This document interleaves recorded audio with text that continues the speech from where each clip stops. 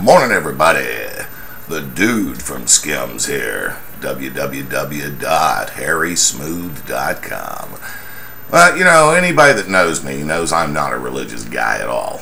I'm agnostic and not ashamed of it. And from time to time I write comments and blog posts that are critical of religious hypocrisy. And that always generates a shitload of hate mail to my inbox from you Christians who seem to think I'm criticizing your religion. I assure you that's not the case.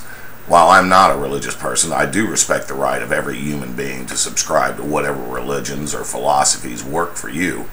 I feel obligated to defend Article 18 of the Universal Declaration of Human Rights, which states, everyone has the right to freedom of thought, conscience, and religion.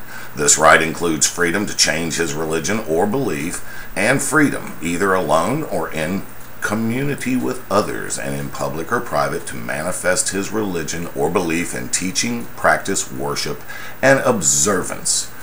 So while I might not share your beliefs, I will defend your right to hold those beliefs and to practice them so long as they do not interfere with the rights of others.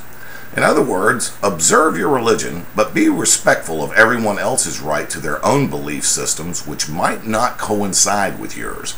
Live and let live. Do your thing, and don't try to shove it down everybody else's throats. That is how different kinds of people can live together in a polite society. So I tend to get a little bit critical when the so-called Christians, right-wing extremists, who try to impose their views on the rest of us here on Facebook, especially when their agenda can hardly be called Christian. Like when so-called Christians try to justify torture, and when they use religion to justify a war of aggression, when closeted homosexual Christians fight against gay rights.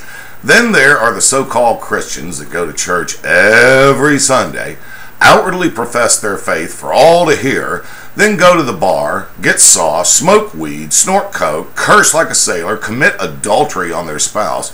But oh, I'm a Christian and you should be too. Bullshit!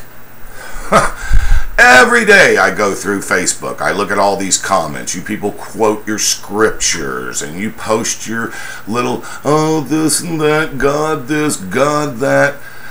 True Christians recognize that Jesus was all about love and kindness and tolerance and forgiveness, not war, hate, torture, or knee-jerk sanctimony.